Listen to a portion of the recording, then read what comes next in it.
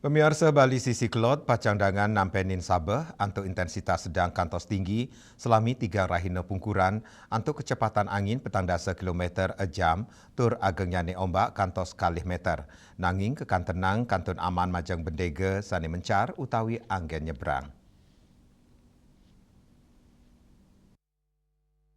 Manut Prakirawan Cuaca BBMKG Wilayah 3 Denpasar, Eka Putrawirawan Ngawadarang, ring bulan Januari kantos sering pengawit Februari, ketarkayang pacang dados puncak sase Sabah, antuk intensitas sedang kantos intensitas tinggi, sani kuningin, ring Bali Sisi Kelot inggi punika nyayu bin Denpasar, Badung, Tabanan, selami 3 rahina pungkuran, Sabah ngelintang kewawahin kecepatan angin petang dasa kilometer a jam. Antuk agangnya ombak, kantos kalih meter. Nanging, kantun kekantenang aman, majeng bendege, angin mencar, miwah nyebrang ring Selat Lombok utawi Selat Bali.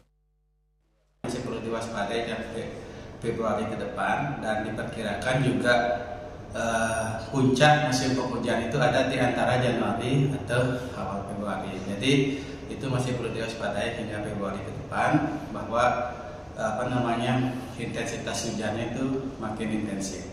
Nah untuk potensi hari ini hingga 3 hari ke depan itu secara umum masih diprediksikan berpotensi hujan dengan intensitas ringan hingga lebat di sebagian besar wilayah Bali.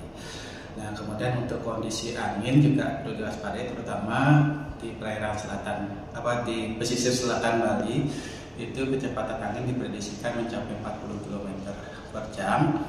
Nah kemudian untuk ketinggian gelombang juga masih perlu diwaspadai, terutama juga di pesisir selatan Bali itu mencapai 2 meter.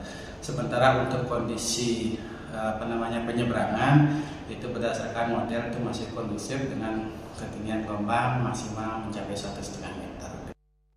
Agus Diatmike, Bali TV.